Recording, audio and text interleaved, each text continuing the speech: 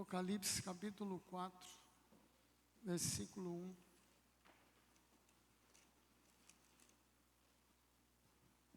Aleluia. Irmãos, muitas pessoas têm medo de ler Apocalipse, né? Tem tanta coisa estranha, né? Ali. Eu quero te dar uma chave para você entender Apocalipse. É muito simples.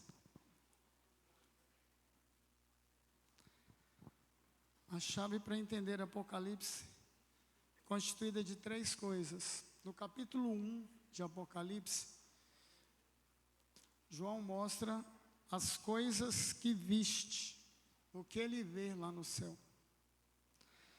Segunda coisa, capítulo 2 ao capítulo 3, são as coisas que são. Ele fala sobre a igreja, de todas as eras, desde o nascedouro da igreja primitiva, até a igreja de Laodiceia, que é a que nós estamos nos últimos dias. E por último, do capítulo 4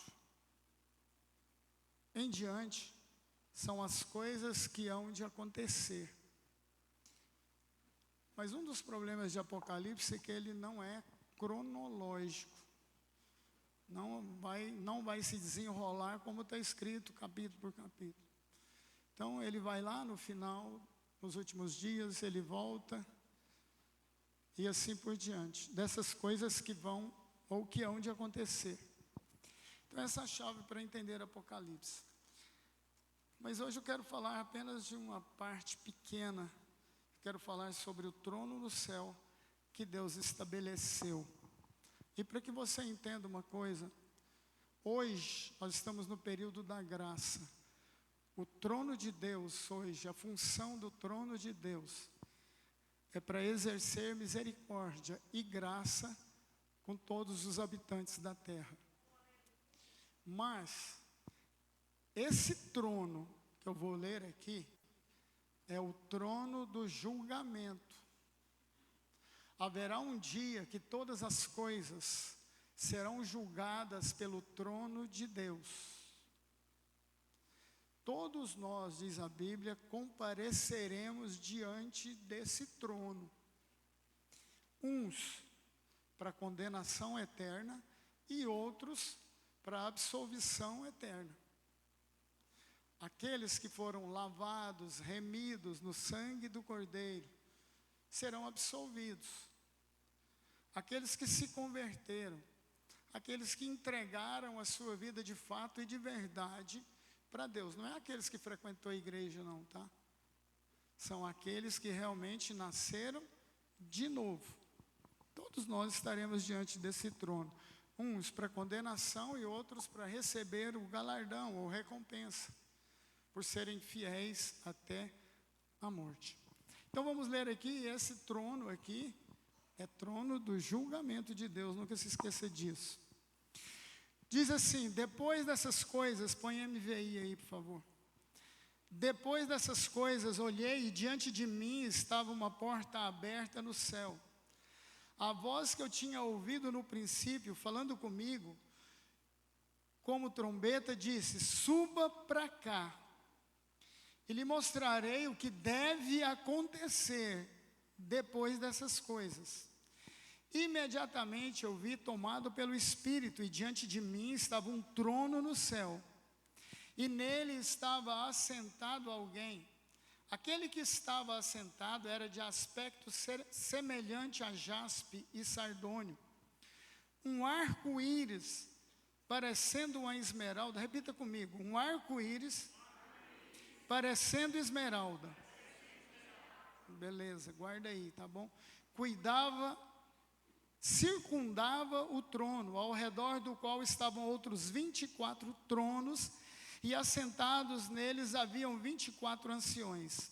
Eles estavam vestidos de branco e na cabeça tinha coroas de ouro. Do trono saíam relâmpagos, vozes e trovões. Diante dele estavam acesas 7 lâmpadas de fogo, que são os 7 Espíritos de Deus. E diante do trono havia algo parecido com um mar de vidro, claro como cristal. No centro, ao redor do trono, havia 4 seres viventes cobertos de olhos, tanto na frente como atrás. O primeiro ser parecia um leão, o segundo parecia o boi, o terceiro tinha rosto como de homem, o quarto parecia uma águia em voo. Cada um deles tinha 6 asas e era cheio de olhos, tanto ao redor como por baixo das asas. Dia e noite repetem sem cessar: Santo, Santo, Santo é o Senhor, o Deus Todo-Poderoso, que era, que é e que há de vir. Toda vez que os seres viventes dão glória, honra e graças àquele que está assentado no trono e que vive para todo sempre, os 24 anciões se prostram diante daquele que estava assentado no trono e adoram aquele que vive para todo sempre. Eles lançam as suas coroas diante do trono e dizem: Tu, Senhor e Deus nosso, és digno de receber a glória, a honra e o poder, porque criastes todas as coisas, e por tua vontade elas existem e foram criadas. Amém? Por que 24 tronos diante daquele trono, o grande trono branco, trono de Deus? São 24 porque 12 estão representando as tribos de Israel, do Velho Testamento, os anciões. E 12 representam a igreja, os 12 apóstolos. Então são 12 tronos de cada dispensação. 12 tronos da dispensação da lei, do Velho Testamento. 12 tronos da dispensação da graça, que é o que nós estamos vivendo hoje, que também são os 12 apóstolos. Tá bom? Só para contextualizar. Mas eu não sei se vocês perceberam que ele diz: olha, havia um trono. Ele disse: sobe para cá e eu vou te mostrar as coisas que vão acontecer. E antes que aconteça cada coisa que ele vai descrever em todo o Apocalipse, João percebeu ali o trono, ele viu o trono, algo tremendo. E uma coisa que vocês repetiram comigo, naquele trono está dizendo que o que estava no trono, preste atenção, o que estava no trono, assentado, era de aspecto semelhante a jaspe e sardônio. E, o que vocês repetiram comigo, um arco-íris parecendo uma esmeralda, presta atenção, circundava o trono. Todos nós sabemos que Deus é um Deus de alianças. O arco-íris foi colocado no céu quando Deus fez uma aliança com Noé e toda a terra. Ele disse: olha, eu estou fazendo aliança com toda a humanidade, vou colocar um arco no céu. E o arco-íris, todos nós sabemos que ele tem quantas cores, quem sabe? 7 cores, isso a gente aprende na escola. Está vendo? Olha quem respondeu. Aí depois o menino não entende nada. Os velhos ficaram aí boiando, não sabem nem quantas cores tem no arco-íris. Ele ia falar 20, é só 7. Ele ia falar 8 aí, ó, estava errado, tá vendo? Então, irmãos, mas esse arco que circunda o trono, ele é verde como esmeralda. Eu quero que você grave uma coisa para o resto da sua vida. Deus é o único que na sua ira lembra da misericórdia. Presta atenção. Deus é o único que na sua ira se lembra da misericórdia. Por que esse arco aí, que seria de 7 cores, só tem uma? Verde como esmeralda. É um princípio de Deus. É algo que está no coração de Deus. Esse trono é para julgamento. Mas o arco, que seria o arco da aliança, o arco-íris de 7 cores, ele só tem uma cor, semelhante à esmeralda, verde. Verde fala de esperança. Preste atenção. Quem aprendeu isso? Verde fala de esperança, aponta para a esperança. Esperança de uma nova vida, esperança de um novo começo, esperança que as crianças não vão ficar rindo ali alto, atrapalhando. Então, no trono de Deus, há esperança. Por quê? Porque Deus julga com equilíbrio, com equidade, e dura coisa é cair na mão do Deus vivo. Deus é amor, Deus é graça, bondade, misericórdia, mas vou contar uma coisa para vocês, Ele é também fogo consumidor. Com Deus não se brinca, não se zomba, a coisa é séria. Mas Deus me ama, Deus é amor. Agora, no período da graça, fica bobeando aí, não trata de converter, mudar de vida e buscar Deus para você ver, não. Quando estiver diante desse trono aqui, para nossa alegria, diante do trono, tem um arco verde. Significa o quê? Deixa eu explicar direitinho, bem devagar, né? Então, verde é esperança.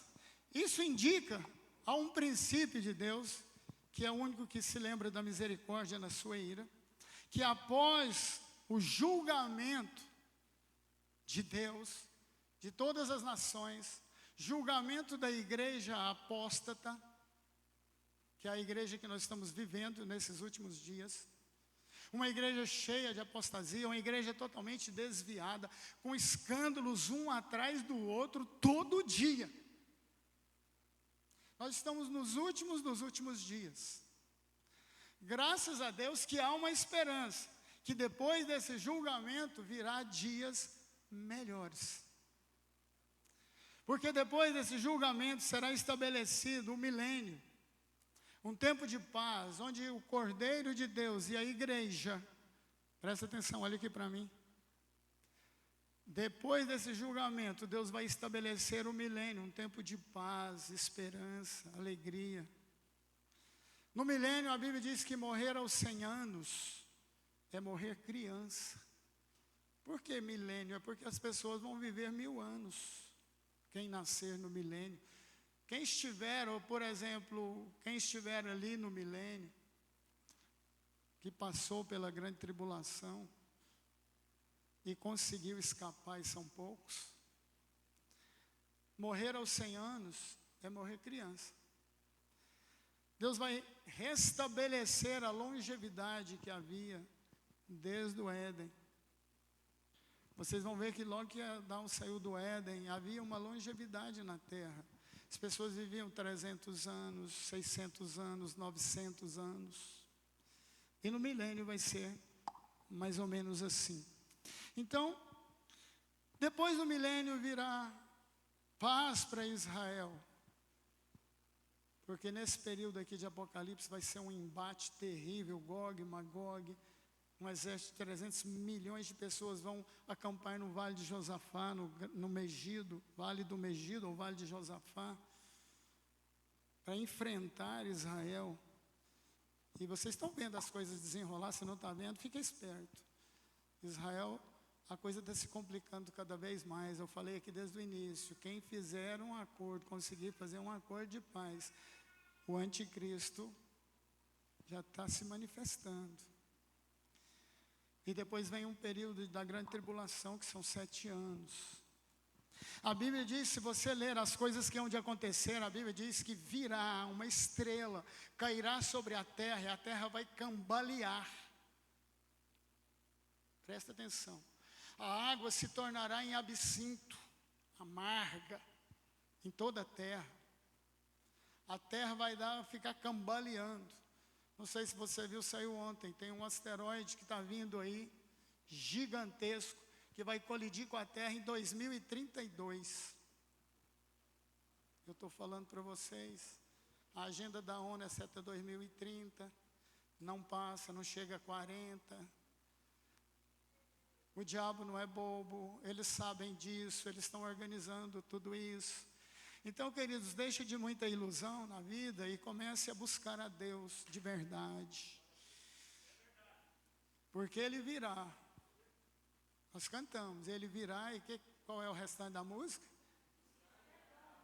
Virá num piscar de olhos e Quem estiver pronto, com ele irá. Quem não tiver, ui, ui. Então, queridos, esse arco verde é um arco para você entender que Deus se lembra na sua ira, Ele se lembra da misericórdia, né? E que depois disso haverá paz, alegria, esperança. Há uma esperança ainda para a terra, apesar de tudo que vai acontecer no Apocalipse. Os selos que serão abertos, as taças que serão derramadas, taças da ira de Deus serão derramadas sobre a terra. E assim por diante, né? Por quê? Só que, para que esse período de paz, para que esse arco verde comece a funcionar, primeiro vai ter que acontecer o seguinte: Deus vai primeiro julgar o pecado das nações que abandonaram a Deus. Julgar o pecado das nações que rejeitaram a Jesus. E tem várias nações que rejeitaram o cristianismo. China, Indonésia, que é o maior país muçulmano do mundo. A Indonésia. Na África tem um punhado de países, se você falar que é crente, a te enforca na hora. No Golfo Pérsico ali, quase todos. Deus vai vir e julgar as nações. Mas Ele não vai vir e julgar só as nações. Haverá um julgamento para a igreja apóstata. A igreja que se prostituiu. A igreja que adora ídolos. A igreja, supostamente igreja, onde o diabo estabeleceu o seu trono. Eu já falei para vocês, depois de um punhado de coisas que aconteceu aqui, eu tive que guerrear feio, porque o diabo queria fazer o quê? Estabelecer o seu trono. Dá uma olhada nas igrejas de Apocalipse. O que João fala lá? Teve períodos na igreja, e a igreja também de Laodiceia, que é a última, que é essa dos últimos dias, que o diabo estabeleceu o seu trono. Tem muita gente que está achando que está frequentando uma igreja evangélica, mas ela está completamente desviada dos princípios da palavra de Deus. Igreja de inclusão, igreja de não sei o quê, células. Irmãos, né? Essa igreja será julgada. Igrejas que se enrolam com maçonaria, que se enrolam com política. O julgamento de Deus virá e não tarda. Nós temos visto aí, queridos, coisas acontecendo. Daniel fala lá, olha, a sabedoria, a ciência se multiplicará nos últimos dias. Irmão, nós já entramos no período, as ciências agora, nós estamos entrando no período quântico. Nós estamos vivendo 100 anos em um ano. A coisa avança tão rápido que vocês nem imaginam. Vocês não têm noção do que rola por trás dessas indústrias, do Elon Musk, dessa turma desses bilionários. O que eles estão preparando, aprontando? Qual é a jogada do anticristo? Vocês não têm nem ideia. E a coisa vai acontecer numa rapidez tão grande, que da agora até mês de julho, nós estamos avançando 50 anos. O 6G já está em ação, é um computador quântico, mais a inteligência artificial. Então nós estamos nos últimos dias. Mas, graças a Deus, diante desse trono de julgamento, há um arco verde. Ainda há esperança. Fala para o seu irmão, meu irmão, ainda há esperança.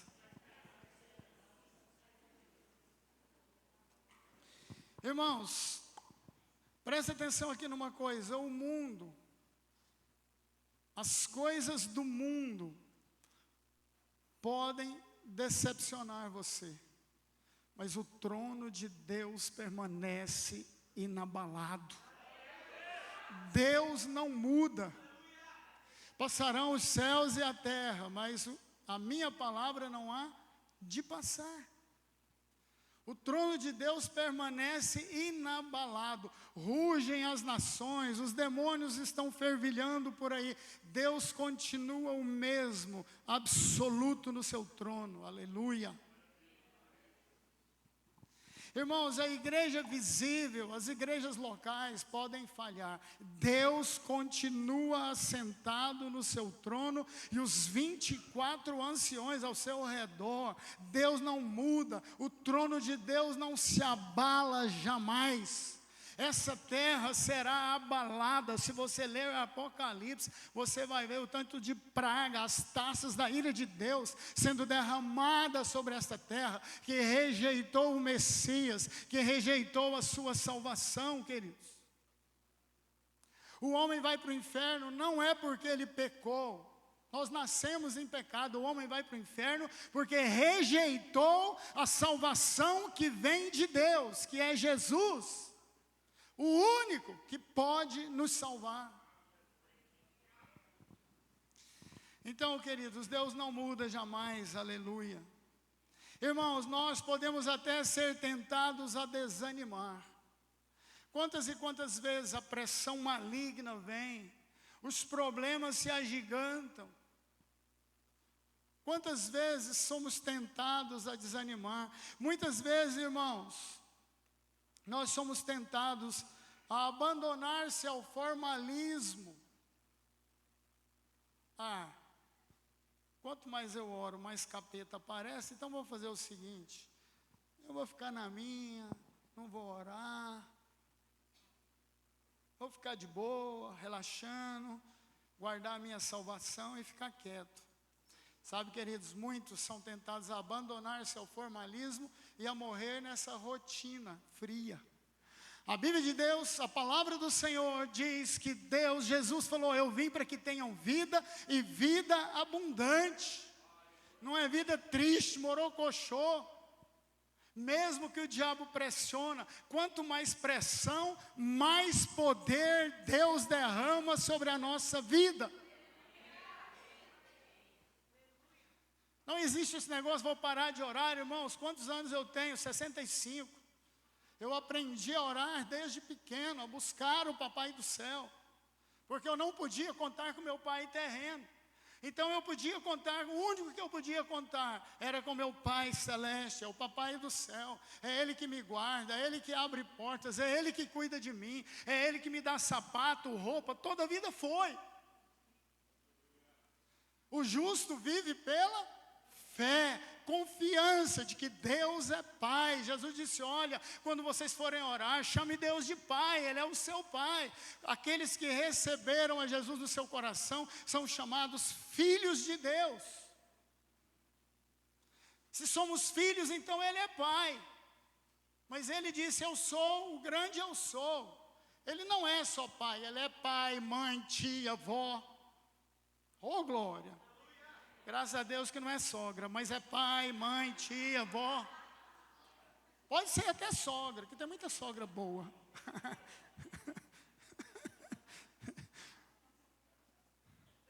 Eu amava minha sogra, tá, irmãos? Era uma verdadeira mãe, minha segunda mãe. Então, irmãos, muitas vezes somos tentados a desanimar, mas o Senhor nos renova a cada manhã. Preste atenção numa coisa, queridos, quando a pressão vier, não se esqueça de uma coisa: aquele que nos prometeu a vida, Ele prometeu uma vida abundante e vida eterna. É uma vida abundante aqui na terra e prometeu também a vida eterna. Basta crer e receber a Jesus no seu coração, que você não morre. Não morre. Morte para Deus é estar longe de Deus. A Bíblia diz que as pessoas no mundo estão mortas nos seus delitos e pecados. Mas aquele que recebe Jesus no seu coração, ele recebe a Zoe, a vida de Deus, a vida eterna, que não tem começo e nem fim. O Espírito Santo, que é poderoso, entra dentro do nosso coração, da nossa vida, toma conta do nosso espírito. Passamos a ter comunhão com o Pai, é algo fantástico, é algo maravilhoso. Você precisa experimentar isso, querido. Não é só cantar e pular na igreja, você tem que ter certeza da sua vida eterna. E para isso, você tem que receber a Jesus no seu coração. Fazer uma decisão a partir de agora, custe o que custar. Eu sou crente. A partir de agora, eu quero o Senhor Jesus como Senhor e Salvador da minha vida. Independente de idade. Vou esperar mais um pouco. Estou jovem, eu converti aos 7 anos. Nunca me arrependi disso. O problema é que nós não sabemos do amanhã. Ninguém sabe. Qualquer um de nós que estamos aqui, queridos, tanto eu quanto o auditório todo, podemos estar aqui agora dando glória a Deus, aleluia. Amanhã, e aí? Tem Jesus? Não tem? Ou para cima ou para baixo, não tem alternativa. Ou para o céu ou para o inferno. Vocês viram aquela bispa? Pregou e tal, e bababá, participou de uma reunião animadinha. Mais tarde, o que aconteceu? Um ataque fulminante lá em São Paulo. Está enterrada. Estava em dia com Deus, está no céu. Amém? Irmãos, muitas vezes parece que é noite para nós, né? Muitas vezes não conseguimos enxergar esse trono com um arco verde. Muitas vezes o diabo nos abafa, armas ciladas.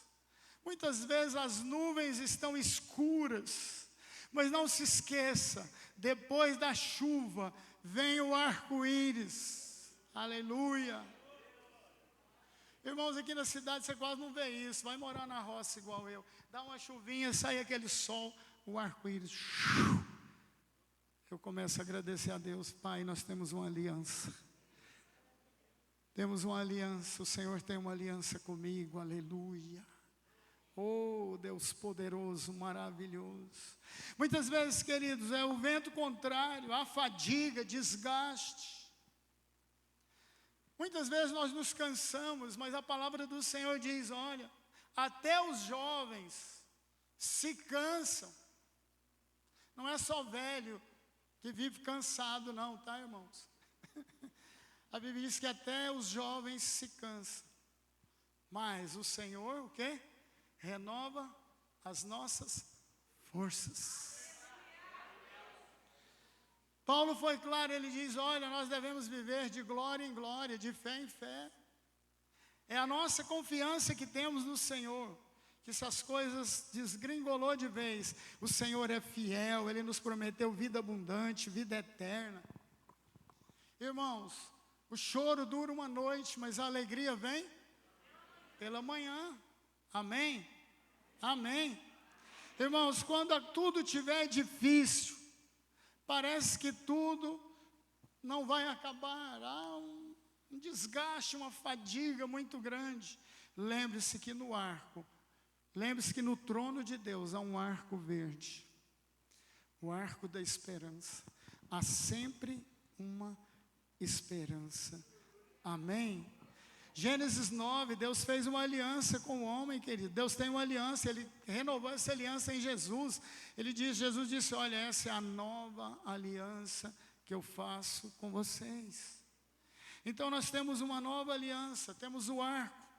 Deus não se esquece das suas alianças. A palavra de Deus diz, mesmo se formos infiéis, Deus continua fiel à sua palavra. Tanto é, queridos, que no arco, que no trono há um arco verde, um arco de esperança, que depois do julgamento, depois da ira de Deus ser derramada sobre a terra, haverá esperança de paz, de graça, de alegria, aleluia, num período de 1000 anos, onde o Cordeiro vai reinar direto de Jerusalém. Glória a Deus. Irmãos, o Os homens nos decepcionam, não cumprem a sua palavra. Deus nunca vai te decepcionar. Por isso que nós temos que olhar sempre para o autor e consumador da nossa fé, que é Jesus. Se você se decepcionou em determinado momento da sua vida com os homens, quando eu falo homens, mulher também, tá? Está incluído. Se te decepcionaram, preste atenção, Deus nunca vai te decepcionar. Deus nunca vai te abandonar. Deus vai segurar nas suas mãos. Deus vai te levantar. Há uma esperança, há um arco verde no trono de Deus. Nunca se esqueça disso. Sempre há uma esperança de começar de novo, de Deus nos renovar, renovar a nossa fé, renovar o nosso físico. Irmãos, eu já vi pessoas completamente desenganadas pelo médico e de repente você ora, Deus renova aquela pessoa, Deus faz milagres, Deus faz coisas tremendas, coisas maravilhosas que a gente nunca imaginou.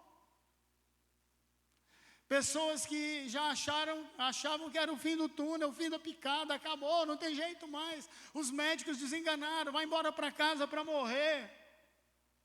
Aí vai um cidadão lá, vai uma irmã de oração, alguém que tem fé, confia, enviado por Deus e ora.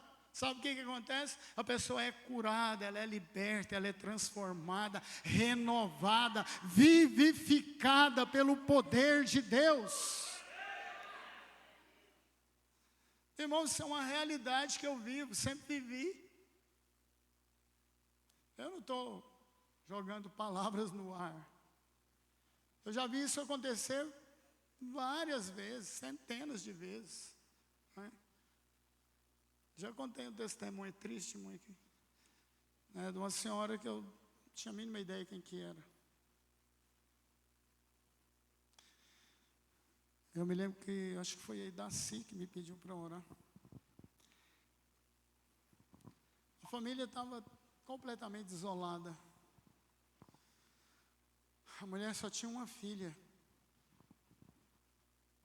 que ia casar e a sogra não quis, fez umas macumbarias, deu uma vitamina de abacate para ela. Armou um café ali para minha nora e tal, e chacoalhou macumba.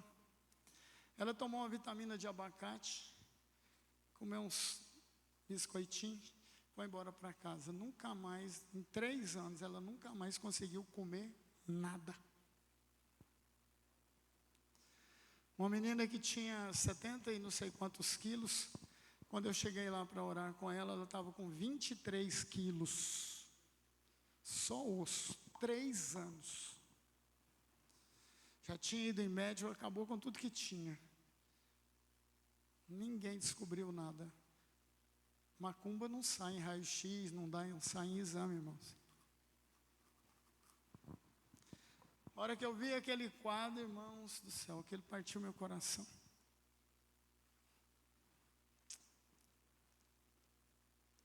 Tinha pegado um olhinho desse, passei na mão, ela deitada na cama. Irmãos, a perna dela estava mais fina do que o meu braço. No que eu pus a mão na cabeça dela, ela ficou endemoniada. E o demônio falou. Eu peguei ela e ordenei, joga para fora toda macumbaria. Ela vomitou a vitamina de abacate que tinha 3 anos, que estava no estômago dela. Uma carniça. Terrível. Tudo. Parou tudo, sai tudo. Sabe, irmãos, Deus renovou aquela jovem de uma maneira tão tremenda que vocês não têm ideia. Quebrou a maldição, acabou com a macumbaria, ela voltou ao normal, começou a tomar sopinha e foi tomando uns guisados que a mãe dela foi fazendo. Dentro de 6 meses, ela já estava com mais de 60 quilos. Ela voltou ao normal, ela não ficava em pé. As costas já estavam toda machucada, 3 anos deitada, sem comer nada.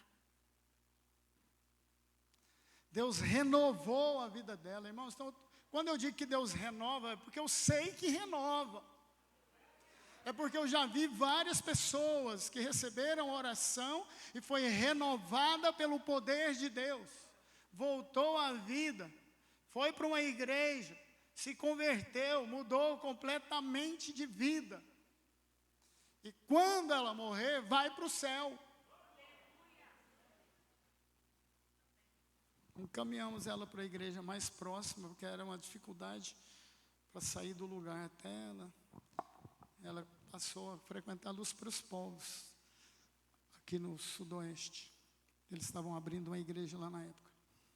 Então, queridos, muitas vezes os homens nos decepcionam, acontecem uma maldição, uma praga rogada. Deus é poderoso, há esperança. Eu não sei qual é o seu estado, eu não sei o que aconteceu com você. Eu quero te dizer nesta noite, no trono de Deus há um arco verde, há esperança, verde como esmeralda. Há esperança, queridos, há esperança. Eu estou sempre orando para Deus encher o coração da igreja de fé, de vida, de amor, de esperança. Nós temos que confiar em Deus e na sua palavra. Ele é o único que na sua ira, Ele se lembra da misericórdia. Deus é um Deus misericordioso, é um Pai amoroso, é um Pai cuidadoso. Ele cuida de nós. Antes mesmo de você nascer, Deus já te amava, cuidava. Deus conhece você antes do seu nascimento. Ele fala para Jeremias, antes de você nascer, foi eu que te formei no ventre da sua mãe, eu já te conhecia, e te preparei para ser profeta, dado às nações. Então, queridos, Deus tem um propósito, Deus tem um plano, Deus tem algo. Se você desanimou, se te decepcionaram, levanta a cabeça, sacode a poeira, parte para o ataque, vai embora, começa de novo. Não deixe o diabo encher a sua cabeça de caraminhola. Você não pode, acabou, não tem jeito mais. Deus é poderoso para renovar todas as coisas, aleluia!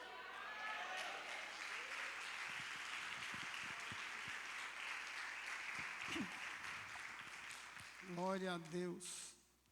Irmãos, Deus não muda. Jesus disse, olha, eu vim para que tenham vida, mas tenham muita vida. Irmãos, Deus nos disse que 2025 é o ano das grandes conquistas. Se Ele disse, pode ter certeza, você vai conseguir, você vai conquistar. Deus vai abrir os céus na sua vida, em nome de Jesus.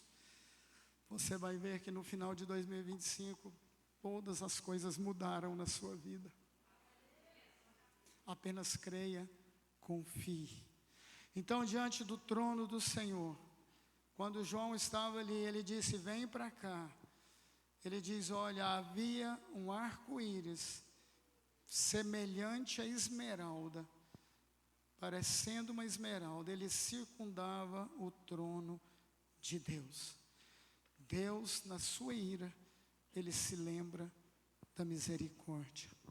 Põe a sua mão direita na altura do seu coração. Eu quero orar com você agora.